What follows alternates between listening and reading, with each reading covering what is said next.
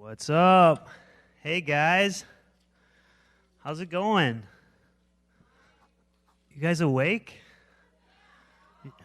Okay, good. Okay. So, wow. So, I'm back, and I did some more doodles, and we're going to go right into it because we got some ground to cover. So, you guys ready? Are you ready?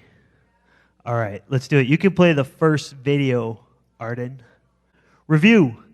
So we're just going to look at the gospel timeline. This is God's big picture plan.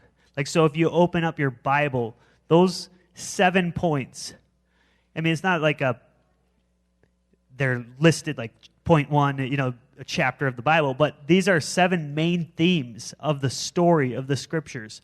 And so, this is why we're going through them. We kind of went through creation. You guys went through creation, went through curse.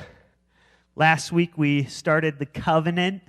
So we're going to continue that tonight. And then also next week, we're going to do another element of the covenant. So next week, you don't want to miss that. We're going to look at the covenant with David, which has a lot to do with, actually, you'll be surprised, it actually has a lot to do with Christmas. Ooh, it'll be a Christmas-themed covenant one. If you look right under review, if you tell somebody, what's the big picture story, or what's the big picture message of the Bible?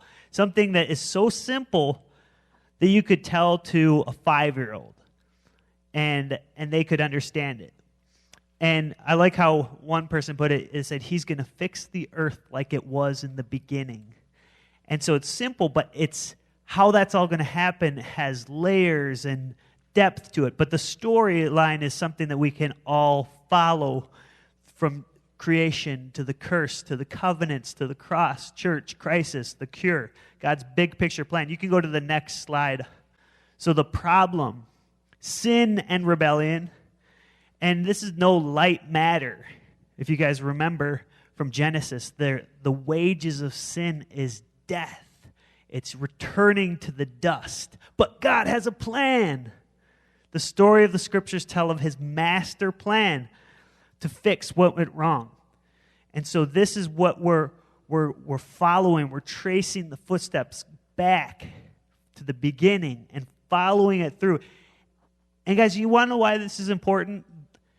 Because, sometimes you're talking about like Abraham and Israel, and it's like, okay, this feels like just a nice story. These feel like Christianity 101 or something.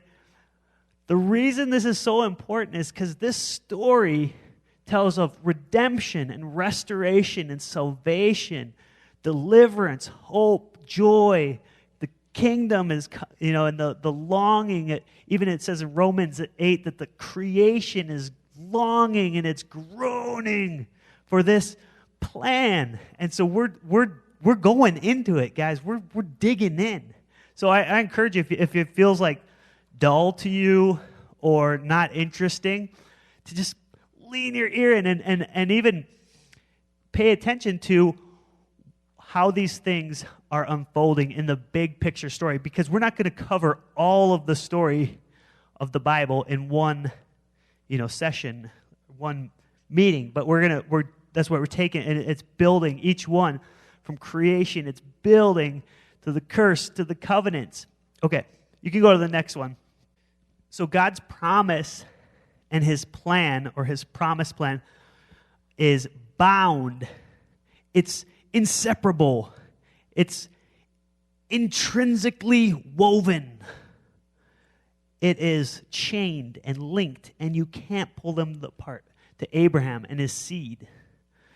His seed is, was Isaac. That's his son, his descendant. It's Jacob, but then it's also a promised seed. There's one that's going to come from Eve, who's going to crush the serpent's head. Anyway, so Abraham's saying, all together now, do you remember?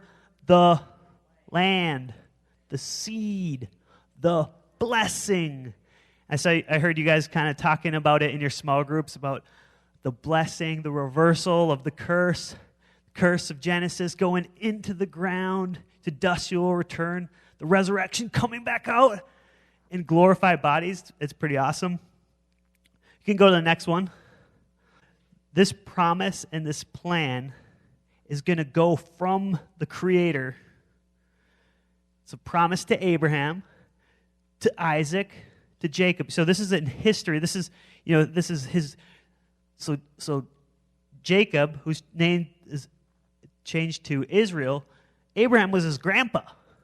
He's a grandpa. Grandpa was promised this, and it's passed down to me. My dad was Isaac, now to Israel. So he's got the promise now because it's coming through his line, and then Israel becomes Israel. So, and the crazy thing is this word covenant. Remember we talked about that last week. It's kind of one of those Sunday school answer things you just hear you hear in the Bible, and you're like, okay, it's just a Bible word.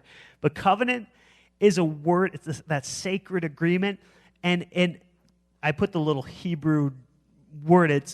It comes from a word that means to cut, because what they would do when they would have a covenant, it's kind of gruesome. You ready for this? They would kill an animal and put half of the animal on one side. I see some people like, ugh, and then half on the other side. And then you have to, hold hands and walk through it or something. I'm not exactly sure how they did it, but you have to go through it. And what you're saying is, may God do this to me if I don't keep my part of this covenant. And so it's like this. It's this big, weighty commitment. And so God is saying this. He's making this covenant with Abraham, Isaac, Jacob, Israel. You can go to the next one. Did you get that bound by covenant, if you're following in the notes? Okay. Ooh, it's up right there. Okay. You can go to the next one, next slide. So the covenant with Israel. And so Israel, if you guys remember the story, I'll give you a little refresher here. We're going to move kind of fast through it, but I think some of you might be familiar with the story. So Abraham was given these promises. Isaac, Jacob. Jacob has 12 sons. One of his sons was a guy named Joseph. Anybody remember Joseph? He was sold into slavery into Egypt by his brothers. Big famine came on the land. All his brothers who betrayed him actually ended up coming to Egypt. They all moved to Egypt. Jacob moved to Egypt. And so all of a sudden, Israel is in Egypt. They become this great multitude, like stars in the sky or sand on the seashore. So remember, that was one of the things that was promised to Abraham, is that his descendants would be like stars in the sky and sand on the seashore. And so, and if you remember the story too, the Egyptians started to not be so friendly to Israel, and they actually became oppressors, and the Israelites were enslaved. God calls them out of Egypt into the desert land. I mean, we're skipping some major, events that happen, like the plagues and the parting of the water, going out into the wilderness. Well, because what you got to see is the bigger picture, because those are the things we might see in the Sunday school books we open. And it's like, oh, we're going through the Red Sea, and everyone's happy except for the guys who the water's closing back in on. But so what I want to point out is that the reason God is doing this is he's calling this multitude of people out into the wilderness to follow him, because his plan is that he's going to call them to be a holy nation and a kingdom of priests. That's Exodus 19:6. God called Israel to be holy, a holy nation, and they're set apart as a kingdom of priests. And so holy is another one of those words that is like a Sunday school word, like holy. We kind of think of it like holier than thou, like, oh. But holy is one of those words that means set apart. It means there's things that are like for common uses, and then there's things that are for special uses. Like, does anybody have parents who bring out special plates or silverware or something? Well, Israel was going to be the special plates or silver. I don't know. They're going to be the special nation to God, not just so he can bring them out on special occasions when his friends come around or something, but the fact that they are going to represent him. They have a unique and individual, unique calling, and that's not like the rest of the nations. And one of the main parts about this is that they are to be set apart to him alone, to God alone, that they're not supposed to go after all these other, gods of the different nations that other people were following, that they were to be his alone. And that he had this plan that they were going to be the ones who this promised seed, and this promised land, and this promised blessing are all going to come through as a land, as a people, as a national identity. And we're talking million people, I don't know, a lot of people, and they have this promise and this commitment. And the one thing I want to point out too is the kingdom of priests. Priests minister to God and to people. So priests' role is to minister to God and worship, and then also to minister to people. And so Israel's role as a people group was to minister to God and worship him alone, and then also to minister to the other people. But if they're all priests, who are they ministering to? You know what I mean? If they're a kingdom of priests, do they minister to each other? Maybe. But their role was to be ministering to the other nations and blessing the other nation and instructing. And that's God's way, because remember, to Abraham, he was going to bless him, and he was going to make him a blessing to all the nations. So this promised blessing is going to come now through Israel to the nations. Pretty cool. Next slide. So they were given some specific things. We're covering a lot of ground here, so we got to hang in there. They were given the law and the temple and the promises. The law is a holy guideline for living as God's chosen people. They were to be different from the other nations. They had this way that kept them to remind them that they're going to be inheriting something far greater than the things that this world has to offer. And so they were to live in a certain way that corresponded with that identity. And they were the temple was a certain way of worship that God chose. He did, and different gods that different nations served. They did all kinds of ways that they were worshipped. Some are really nasty, and God was holy, and because God's the creator, he's the God of all gods. He is the one who made all things, and so he's not like these other gods. And so he had a certain way he wanted to be worshipped. The promises, the glorious inheritance of God's restored creation. Glory. Okay, you can go to the next one. So Israel, they have this unique calling, this distinct identity, and they have this way, this calling. They're called to live a certain way. We're talking now not just one person. We're talking about an entire nation of people. Is this real? This is real. Oh, that was pretty funny. Okay, you can go to the next one. Why Israel?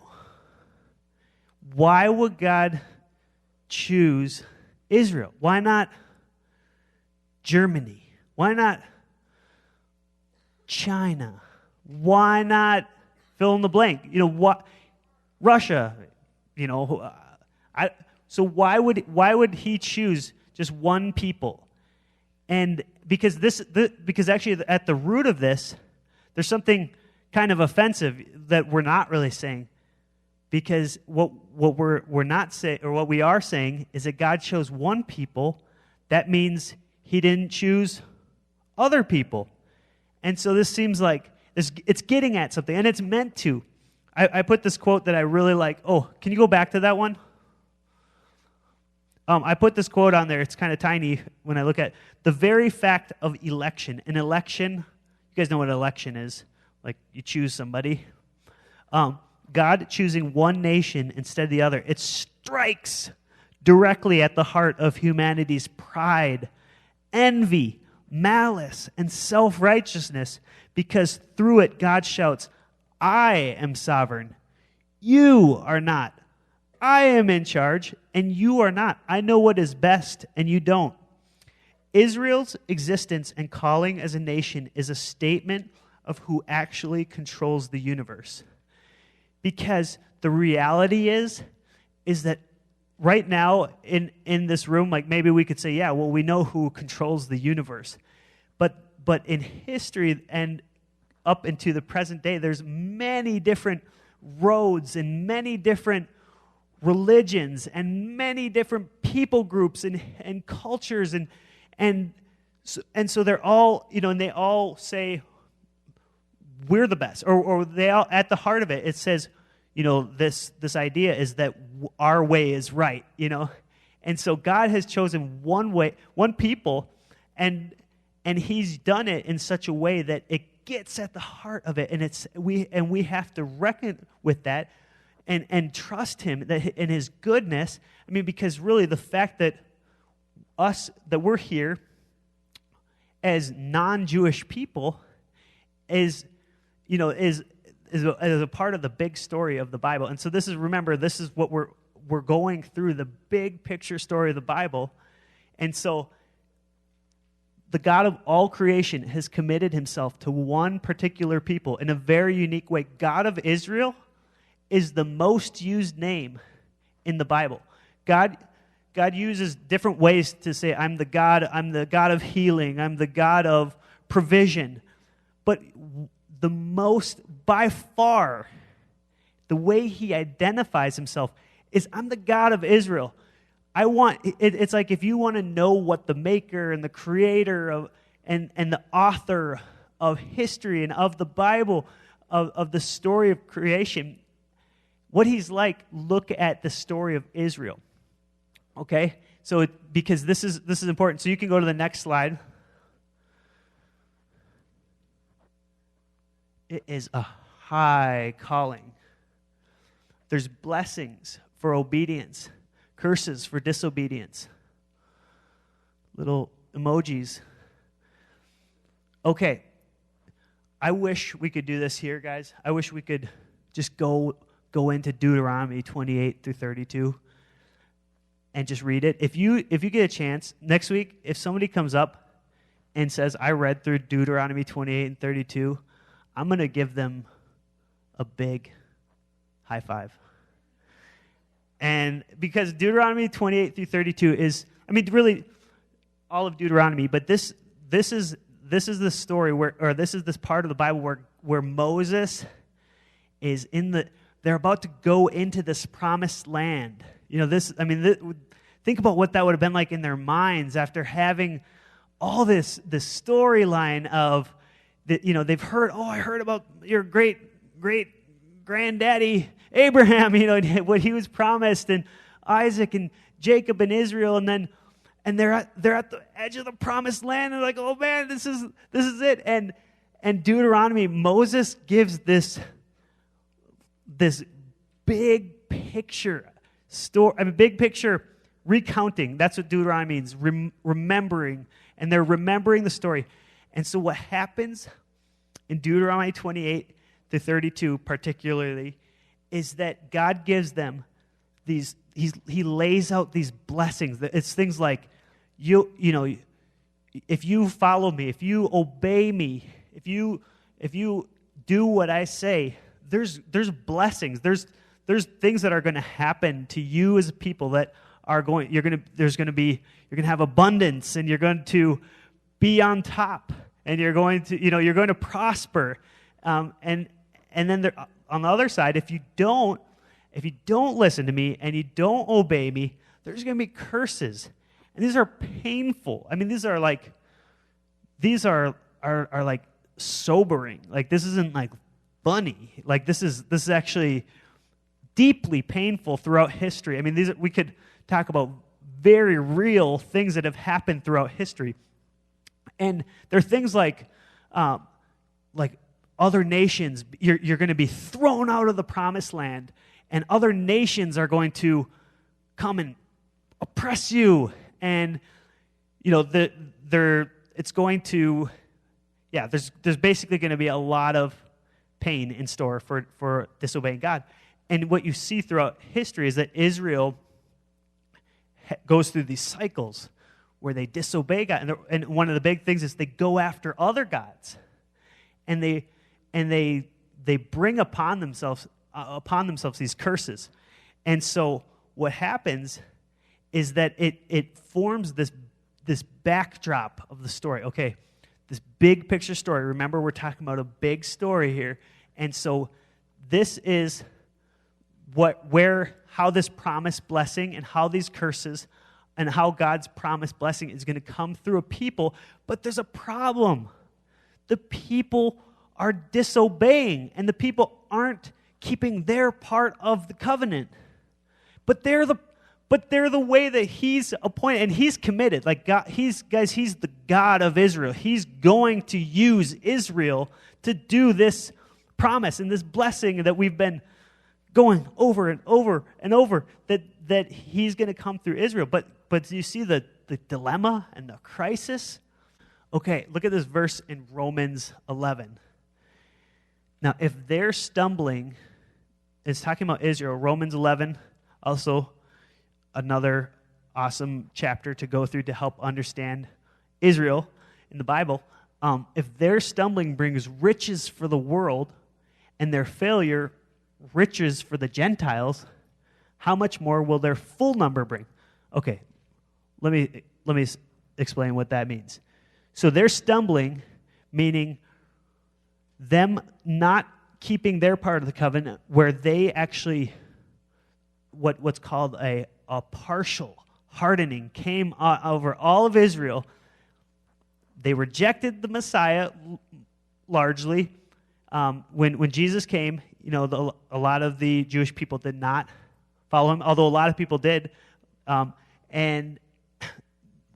it basically, through that, God allowed blessings to come through to the Gentiles. Now, Gentiles just means people who aren't Jewish. It's a Jewish word, or it's a way of saying people who are non-Jews, like me, like I'm sure pretty much all of us. Like, so this is good news. So, but through their failure that happened.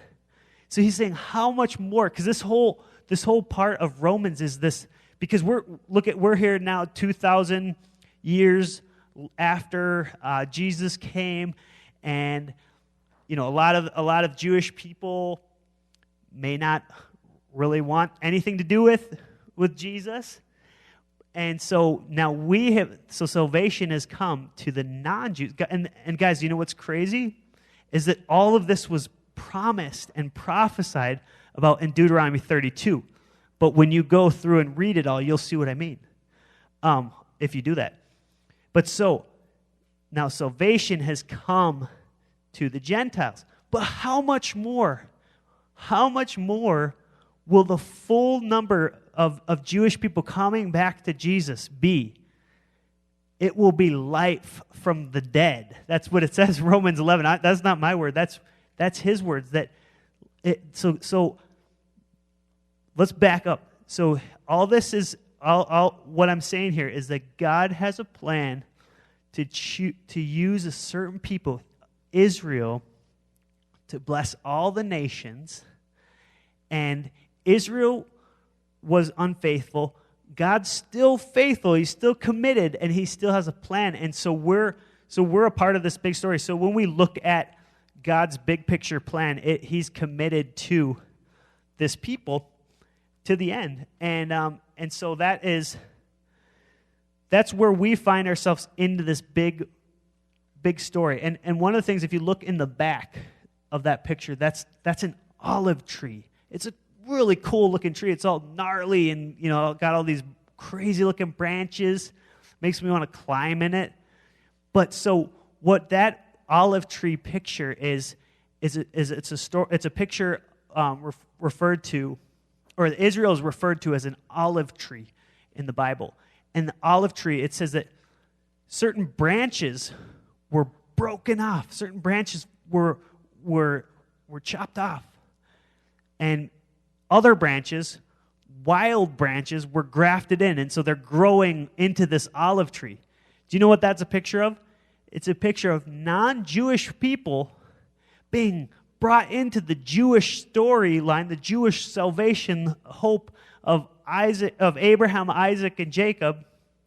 You know, this, what we've been talking about, the covenant, and these non-Jewish people being brought into this, and we're like, we used to be these, you know, raggedy old weed bushes, and we're like into this like awesome olive tree, and so that's a picture of like how we relate to Israel. Does that make sense? I know we kind of talked a lot, but I want to just open up. Does anybody have any questions or response? Totally. Yeah, totally. Because Israel, the whole, you know, if you remember all the way back to the Tower of Babel and all these different nations, and they get scattered, and you know, and they go their own way. Well, God, what does He do? Does He pick one of them? No, He just picks this random guy and is like, I'm going to make your name great. Because that was the whole thing of Babel. They were saying, let's make our name great. We want to be, you know, build our tower to heaven and have this great name. And God goes to Abraham, this like, guy's like, oh, who, me? You know, and so there's not much to boast in. You know, it was just God's choice. And that's the part that God's choice plays, is that it eliminates this thing inside of human beings that says, I did that. I achieved that. I merited that. And He's like, I chose you. You know, it's like, that's like because of my grace. And that's a big part of God's story, God's grace and choosing Israel. But that's a good point. Okay, I'm going to pray, and then we will be done. All right, Lord, I just thank you. Oh, I thank you for your faithfulness to your promise to Israel throughout history. From beginning to the end, it just shows us that you are a covenant-keeping God, that you don't play around. That when we fail and we go our own way, you're faithful. You remember. You're the God who remembers the covenant. You remember your people. You remember your promise. You remember us. When we turn to you, you remember that in our lives, just like you remember when Israel turns to you. Lord, I pray that you would help us understand, help us see. Lord, we pray that you would bring many Jewish people to know their Messiah. Lord, we just long for the day when the full number of Jewish people come in and that results in life from the dead. Amen.